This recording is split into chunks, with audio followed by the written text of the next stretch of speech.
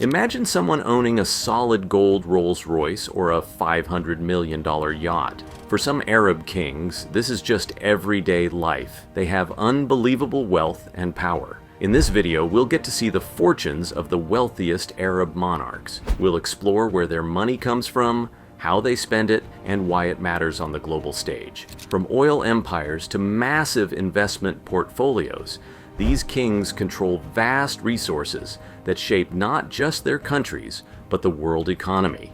Get ready to be amazed by the jaw-dropping wealth of these royal figures. And don't miss our reveal of the richest amongst them. His net worth will shock you. Walid bin Ibrahim al-Ibrahim. Walid bin Ibrahim al-Ibrahim is a key figure in Arab media. Born in 1962, he's a Saudi Arabian businessman who changed how people in the Middle East watch TV. In 1991, he started the Middle East Broadcasting Center, known as MBC Group. This was a big deal because it was the first private TV network in the Arab world. MBC Group grew quickly under al-Ibrahim's leadership. Today, it has 10 TV channels and 2 radio stations. Some of its popular channels are MBC1 and MBC2. The company doesn't just show TV shows from other countries. It also makes its own programs, which many people in Arab countries enjoy watching. Al-Ibrahim's work has made him very successful. He's now worth about $3 billion. But his life hasn't always been easy. In 2017, he was caught up in a big anti-corruption campaign in Saudi Arabia. This led to changes in how MBC is owned. Now the Saudi government owns 60% of MBC. أنا والله تفاجأت بناصر أنتم الضيوف وحنا أهل البيت اليوم.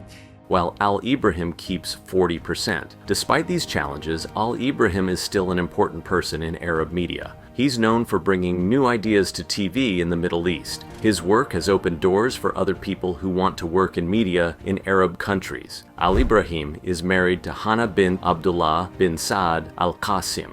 While he's known for his business success, he keeps his personal life private. His story shows how one person's idea can grow into something that impacts millions of people. If you think owning a media empire is impressive, wait until you see what billions in family money can buy. Nassef Sawiris. Nassef Sawiris is a big name in the business sector. He was born in Egypt in 1961 and comes from a well-known family. His father, Ansi Sawiris, started the Orascom Group, a massive company in Egypt. Nassef went to school in Germany and the USA. He studied economics at the University of Chicago. After school, he joined his family's business. He became the CEO of Orascom Construction Industries, OCI, in 1998. Under Nassef's leadership, OCI grew a lot. It became one of the biggest fertilizer makers in the world. In 2007, Nassef made a smart move. He sold OCI's cement business to Lafarge for $12.8 billion. In terms of positioning them to serve certain regions in a more efficient. This deal made OCI a lot of money. Nassef doesn't just work in construction, he also likes sports. In 2018, he bought a big part of Aston Villa, a famous English soccer team. He owns about 39% of the team. Forbes magazine says Nassef is very rich. In 2023, they said he was worth about $7.4 billion. This makes him one of the wealthiest people in Africa. Nassef is married and has 4 children. He lives in London but still does a lot of business in Egypt. He's known for being wise with money and making sound business choices. Even though he's very rich, Nassef tries to help others. He gives money to schools and other good causes. This shows he cares about more than just making money. This Egyptian billionaire's wealth seems small compared to our next ruler, whose oil empire stretches across nations. Mohammed Hussein Alamoudi. Mohammed Hussein Alamoudi is a very rich man from Ethiopia. He was born in 1946 in Ethiopia. His dad was from Saudi Arabia, and his mom was from Ethiopia. This mix of backgrounds helped him in business. Alamoudi started making money in Saudi Arabia. He worked in construction and real estate. He did so well that he became one of the wealthiest people in the world. In 2022, Forbes said he was worth about $8.1 billion.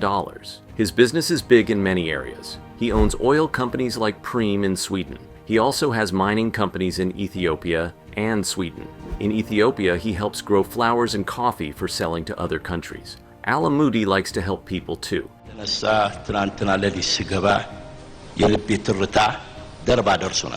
He gives money to help fight AIDS and to support sports in Ethiopia. He also helps build schools and hospitals. In 2017, something big happened to Alamoudi. He was arrested in Saudi Arabia. The government said it was part of a plan to stop corruption. He stayed in custody for 14 months before being let go. Even with this problem, Alamoudi kept working. He still runs his companies and helps people. He's known for being tough and not giving up. Alamoudi has homes in many places. He lives in Saudi Arabia and Ethiopia. He also has houses in London and Sweden. Despite being so rich, Alamoudi tries to stay out of the news. He doesn't talk to reporters much, but his work in business and helping others speaks for him. Speaking of oil money, let's meet someone whose power reaches far beyond just black gold. Tamim bin Hamad Al Thani. Tamim bin Hamad Al Thani became the leader of Qatar in 2013. He's the youngest ruler in the Arab world. Born on June 3, 1980, Tamim is now 44 years old. Tamim went to school in England. He studied at Sherborne School and then at Harrow School. Later, he went to the Royal Military Academy, Sandhurst. This is where many royal family members from around the world study. As Qatar's leader, Tamim has done many things. He's helped Qatar grow and change. Your Highness Tamim bin Hamad Al Thani, Emir of the State of Qatar. For example, Qatar hosted the FIFA World Cup in 2022. This was a big deal for the country. Tamim has also dealt with tough times. In 2017, some nearby countries stopped talking to Qatar, but Tamim worked hard to fix this problem. By 2021, things were better. Tamim cares about his country's future. He wants Qatar to depend less on oil and gas. He's trying to make Qatar's economy more diverse. This means having different types of businesses and jobs. Tamim is married and has 13 children. His first wife is Sheikha Jawahir bint Hamad bin Suhaim Al Thani. They got married in 2005. Tamim likes sports. He was in charge of Qatar's Olympic Committee. He also started the Qatar Sports Investment Group. This group owns the Paris Saint-Germain football club. Under Tamim's rule, Qatar has become very rich. It's now one of the wealthiest countries in the world. But Tamim wants to make sure this wealth helps all people in Qatar. Qatar's wealth is just the beginning. Wait until you see what our next king does with his royal fortune. King Abdullah bin al-Hussein. King Abdullah II bin al-Hussein became Jordan's leader in 1999. He's now 62 years old, born on January 30th, 1962. Abdullah wasn't always meant to be king. His uncle was first in line, but King Hussein changed this just before he died. This surprised many people. The king speaks many languages. He knows Arabic, English, and even some French. This helps him talk to leaders from different countries. Abdullah loves the military. Before becoming king, he was a soldier. He even led Jordan's special forces. This experience helps him understand Jordan's security needs. Relationship with Jordan has been very strong, has been with me, and it really has been with the country. Under Abdullah's rule, Jordan has faced many challenges. The country took in many refugees from Syria and Iraq. This was hard, but Jordan still helped these people.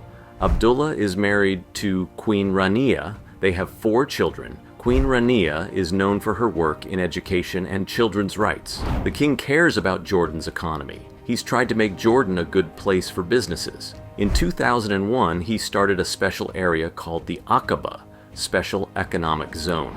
This area has different rules to attract companies. Abdullah also works for peace. He's tried to help solve the problems between Israel and Palestine. He believes peace is important for the whole region. The king likes to connect with regular people. He sometimes goes out in disguise to see how Jordanians really live. This helps him understand their needs better. Abdullah has received many awards. In 2016, he got the Peace of Westphalia Prize for his work in helping refugees. While this king's palaces are stunning, they can't compare to what comes next, a family fortune that would make most billionaires jealous. If you're enjoying this video so far, don't forget to hit that like button. Share your thoughts in the comments. Who's your favorite rich Arab king? Let us know. Hamad bin Jassim bin Jabir Al Thani. Hamad bin Jassim bin Jabir Al Thani, or HBJ for short, is a big name in Qatar. He was born on January 10, 1959. From 1992 to 2013, he was Qatar's foreign minister. Then from 2007 to 2013, he was also the prime minister. HBJ is known for his wealth. In 2013, Forbes said he was worth about $1.2 billion. He owns many things, including a big yacht called Al Mirkab.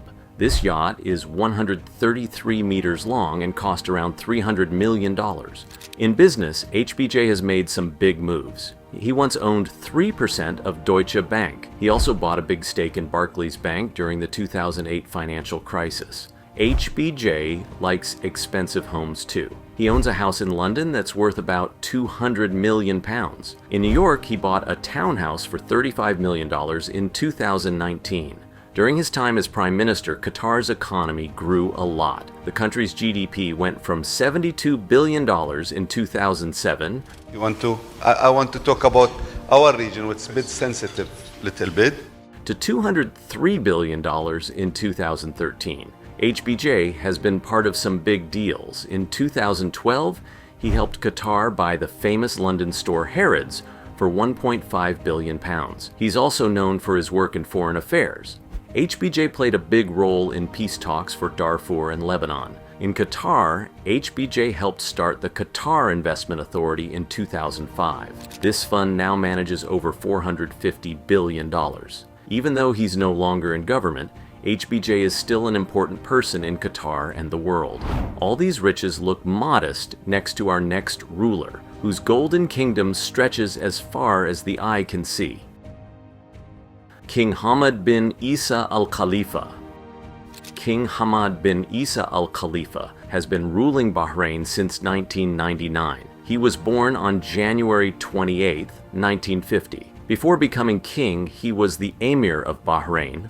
أحييكم من مملكة البحرين ويسعدني أن أتوجه بخالص التحية.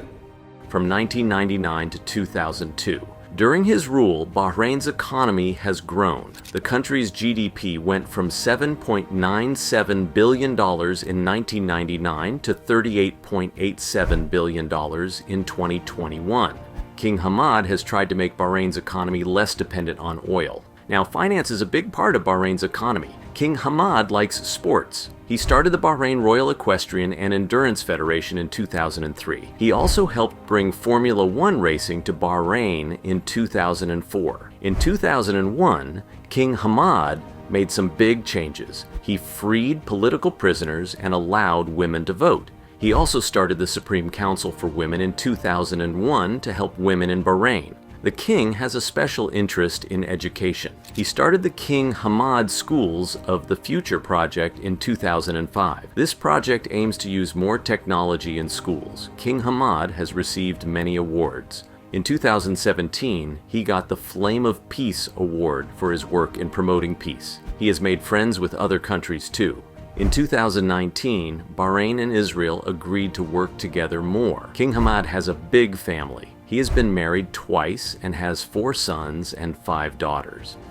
Even though there have been some protests in Bahrain, King Hamad is still in charge. He continues to work on making Bahrain a modern country while keeping its traditions. If you think this king's lifestyle is lavish, you haven't seen anything yet. Our next ruler takes luxury to a whole new level. This Sheikh Mohammed bin Rashid Al Maktoum. Sheikh Mohammed bin Rashid Al Maktoum has been a key figure in Dubai's growth since the 1970s. He became the ruler of Dubai in 2006. Under his leadership, Dubai's population grew from about 40,000 in the 1960s to over 3 million in 2021. He's known for big projects. The Burj Khalifa, the world's tallest building at 828 meters, was built during his rule. Another project, Palm Jumeirah, is a man-made island shaped like a palm tree. Sheikh Mohammed likes to write. He has published several books of poetry. He also shares his thoughts on social media, with over 11 million followers on Twitter. Education is important to him. In 2007, he started the Mohammed bin Rashid Al Maktoum Knowledge Foundation to improve education in the Arab world. He's also interested in technology. In 2014, he launched a plan to make Dubai a smart city by 2021. This plan aimed to improve city services using technology. Sheikh Mohammed is big on charity too. Dr. Mercy, I mean, see what happened and see what happened now. I mean, in 2015, he gave $1 billion to create the Mohammed bin Rashid Al Maktoum Global Initiatives Foundation. He loves horses and camel racing. He owns Godolphin, one of the world's largest horse racing operations. Dubai's economy has grown a lot under Sheikh Mohammed. The city's GDP went from about $11 billion in 1995 to $102 billion in 2018. Despite some controversies, Sheikh Mohammed remains an influential leader in the Middle East. His vision has turned Dubai from a small trading post into a global city known for luxury and innovation. Dubai's splendor is just the beginning. There's someone even more powerful waiting in the wings. Sheikh Mohammed bin Zayed Al Nahyan.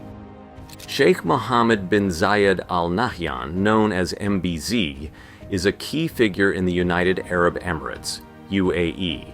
Born on March 11, 1961, he now serves as the President of the United Arab Emirates and ruler of Abu Dhabi. MBZ's journey to leadership began early, as he was just 10 years old when the UAE was formed. He grew up watching his country change quickly. MBZ's education took place in Abu Dhabi and Al Ain. He later trained at the Royal Military Academy Sandhurst in England, showing his interest in military matters from a young age. This background helped shape his future roles in the UAE's defense. As a leader, MBZ has focused on making Abu Dhabi and the UAE stronger and more diverse. He has worked on improving security and growing the economy. When leaders make a decision for peace, it's often a bold decision. His efforts have also included making the UAE more culturally diverse. MBZ is known for his forward-thinking approach. He has pushed for new ideas in areas like renewable energy and technology. These efforts aim to prepare the UAE for a future beyond oil. In terms of foreign policy, MBZ has made the UAE a key player in regional matters. He has built strong ties with other countries and taken part in critical international discussions. MBZ's leadership style combines traditional values with modern ideas. He works to keep the UAE's cultural identity while also embracing progress. This approach has helped the UAE become a notable country on the world stage. Even Abu Dhabi's ruler can't match the pure extravagance of what comes next. Turki bin Abdullah. Turki bin Abdullah is a Saudi prince known for his love of fancy cars. He comes from the royal family of Saudi Arabia and lives a very rich lifestyle. Turki's car collection is worth a lot, about $22 million. He has some of the most expensive cars in the world. One of his favorites is a gold Bugatti Veyron. This car usually costs $1.9 million, but Turki's gold version is worth $10 million. It's really fast too. The Bugatti has a big engine that lets it go up to 408 kilometers per hour. Turki likes to show off his cars. He often drives them around London, even if it means getting parking tickets. Once he got a $110 fine for parking in the wrong place. But that's a small change for someone with such expensive cars. Another of Turki's amazing cars is a gold Rolls-Royce Phantom Coupe. This car is super fancy inside, with nice leather seats and wood details. He also has a gold Lamborghini Aventador SV worth $1.2 million. This car has cool doors that open upwards. Even though Turki is part of an old royal family, he likes modern things. His car collection shows how much he enjoys luxury and standing out. People are often amazed by his cars and his willingness to spend so much money on them. We've reached the end of our video. If you enjoyed it, please like and subscribe for more interesting content. Tell us your favorite part in the comments below.